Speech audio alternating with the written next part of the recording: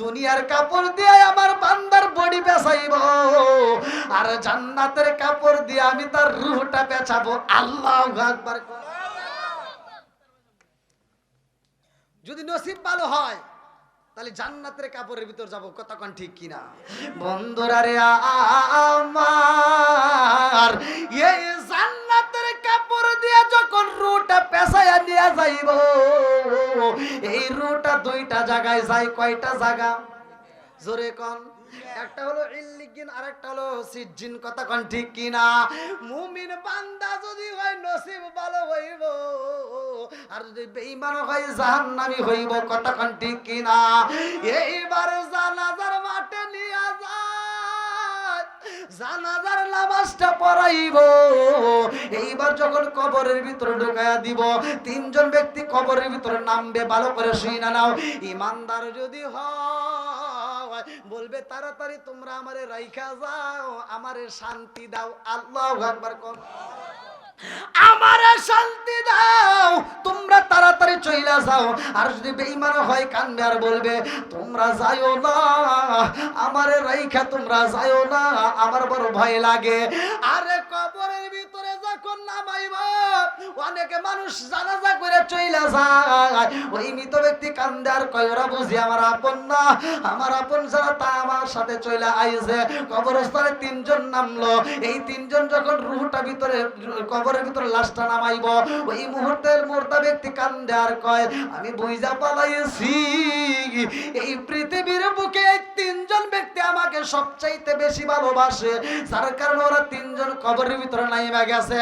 তিনজন ব্যক্তির ভিতর দিকে দুইজন ব্যক্তি যখন লাফ দিয়ে উঠা যায়, ওই মুর্দা ব্যক্তি কান্দে আর কয় আমি বুঝা পালাইছি, এই দুইজন আমারে ফাঁকি দিয়েছে, আর একজন ব্যক্তি আছে গো, ও বুঝি আমারে ফাঁকি দিব না। একটু পরে যখন বাস দেওয়া শেষ হয়ে যায়, ওটাও যখন উঠা যায়, মুর্দা ব্যক্তি কান্দে আর কই বুঝা পালাইছি, আমার আপন বলতে আর কেউই রইল না। কতক্ষণ ঠিক কিনা? আমার এমন কোন বান্ধব নাই যার কাছে যায় রে প্রাণ জোড়াই, আমার এমন কোন বান্ধব নাই যার কাছে যায় রে প্রাণ জোড়াই। চিৎকার মেরে কন্যা আল্লাহু আকবার। আরে যখন কবরের ভিতর ঢুকায়া দিব লাশটা, বডিটারে ভাই, এইবার উপর থেকে আমরা কি করলাম? বাঁশের ছাড়াই মাইরা দিলাম। এইবার মাটি দিয়া যখন আমরা তাপড়া মাটি দেই, কি ঘটনা ঘটে জানেননি? ওই কবরের ভিতর কেউ আপন নাই। কতক্ষণ ঠিক কিনা? এইবার যখন মাটি দেওয়া হইব, সব মানুষ মাটি দিয়া যার যার মতো বিদায় হয়ে যাইব, কেউ হয়তো থাকবে না, থাকার মতো কোনো জায়গা না। কতক্ষণ ঠিক কিনা? বাপ যদি মারা যায়, তার উপরেও সন্তান মাটি দিয়ে চলে আসে। সন্তান যদি মারা যায়, বাপটা মাটি দিয়ে চলে আসে।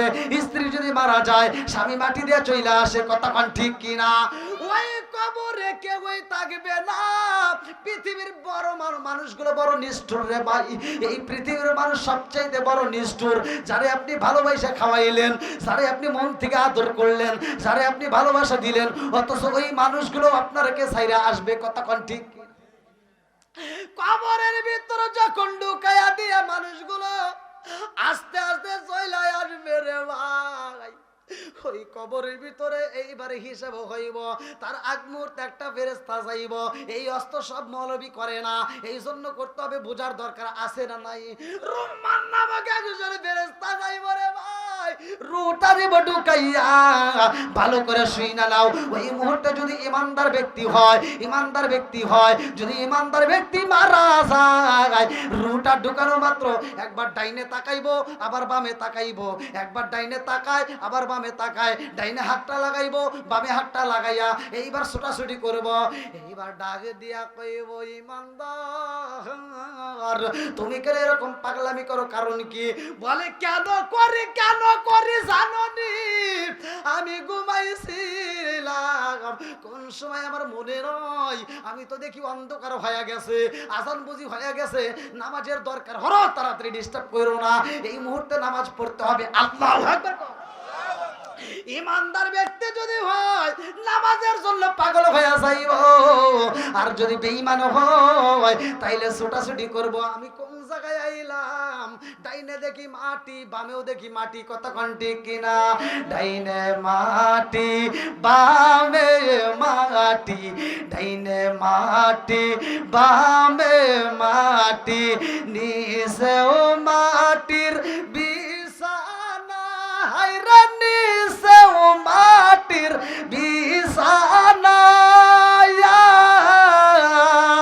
উপর দিকে ছাইয়ার দেখবি কাঁচা বাঁশের কারখানা, ডাইনে মাটি বামেও মাটি, আল্লাহ ডাইনে মাটি বামেও মাটি, নিচেও মাটির বিছানা, হায়রে নিচেও মাটির বিছানা,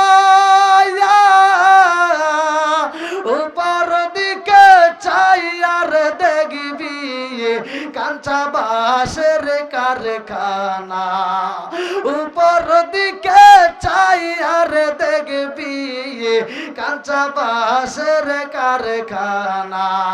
এইবার ইমানদার ব্যক্তি যখন বলবে নামাজের বুঝি সময় পার হয়ে গেছে, বলবে তুমি আর দুনিয়াতে নয়, এইখানে তোমার কোন জায়গা জানো নি? এটা হলো কবরের জায়গা। কতক্ষণ ঠিক কিনা?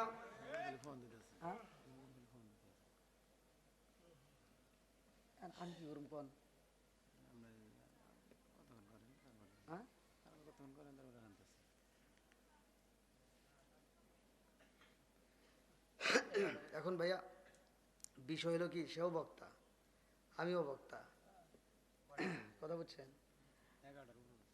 11টা পার হয়ে গেছে, যেহেতু সে অনেক দূরে থেকে আসছে। আমি গত রাত্রে আপনাদের এইদিকে গোপালপুরে এদিকে করে গেছি, এই যে মসজিদের পাশেই, আবার আগামীকালকে আমার কালিহাতে আছে মসজিদের মাহফিল। তো এখন যেহেতু বক্তা একজন দূরের বক্তা হয়ে গেছে, আমি জানি আমি কথা বললে আমার যদিও কণ্ঠ নষ্টও যদি হয়, ভাঙ্গেও যদি যায়, আমার মাহফিল থেকে লোক উঠবে এমন ইতিহাস আমার জীবনে আল্লাহর রহমতে হয় নাই, আর হবেও না। আল্লাহ কবুল করুক সবাই কোন আমিন। কারণ কোরআনের প্রেম যার ভিতর আছে, রসুলের প্রেম যার ভিতর আছে, তারা কোনোদিন মাহফিলের বাইরে থাকবে না। কথা ঠিক কিনা? আর এরা আমার কণ্ঠের কারণে আসে না, এরা আসে কোরআনের পাগল হয়ে। কথা ঠিক কিনা? এরা নবীর পাগল, এরা কোরআনের পাগল। কথা ঠিক কিনা? আল্লাহ পাগলদেরকে কবুল করুক সবাই কোন আমিন। আর একটু জোরে কোন আমিন। ভাই যান, নিয়ে আসেন, নিয়ে আসেন, যান যান যান। যেহেতু এত দূরে থেকে আসছে, এই মুহূর্তে তার কষ্ট দেওয়া যাবে না, কারণ সে অনেক কষ্ট করে আসছে। আপনারা সকলে তাকে একটু সময় দিবেন।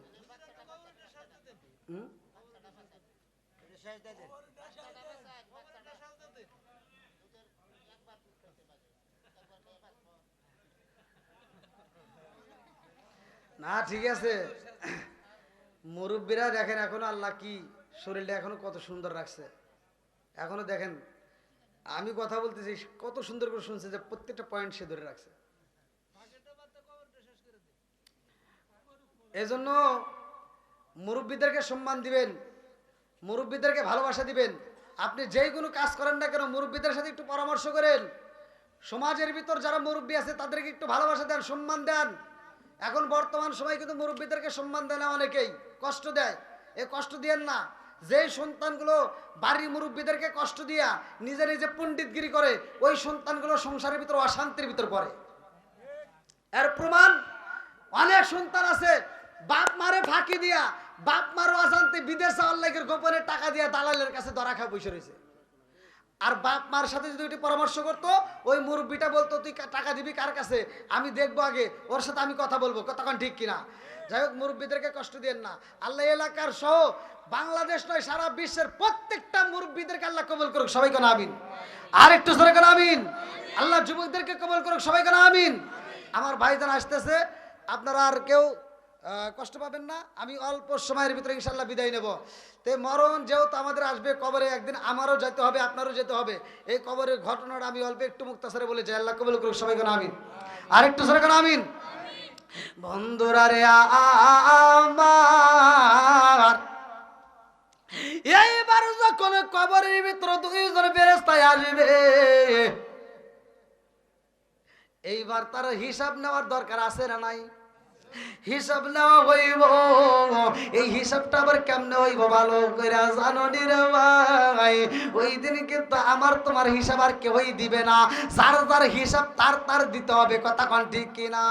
সর্বপ্রথম তোমার নামাজের হিসাব, এর পরেই তোমার যাকাতের হিসাব। সর্বপ্রথম তোমার নামাজের হিসাব, এর পরেই তোমার যাকাতের হিসাব। যৌবন কাল যুবক তুমি কাটাইলা কোন রাস্তায়, হিসাব দিতে হবে আল্লাহর দরবার, কথা কোন ঠিক কিনা? ওই দিন হিসাব, তিনটা পরীক্ষা। এক নম্বরে তোমার রবকে, তোমার জোরে কোন রবকে, আরো জোরে কোন কে? তারপরে পরীক্ষা পাশ হয় নাই। তোমার দিনকে, জোরে কোন ইসলাম, তারপরে পাশ হয় নাই। ফাইনাল একটা পরীক্ষা, মান হাজার রুজুল, বলবে ইনি কে? যদি ইমানদার হয়, নবীর প্রেম যদি থাকে, তাহলে বলবে এটা আমার নবী, জোরে কোন সুবহানাল্লাহ। তো যাই হোক, আজকের মাহফিলের প্রধান আকর্ষণ, অনেক কষ্ট করে আসছে মুফতি জহিরুল ইসলাম শফিকি ভাই।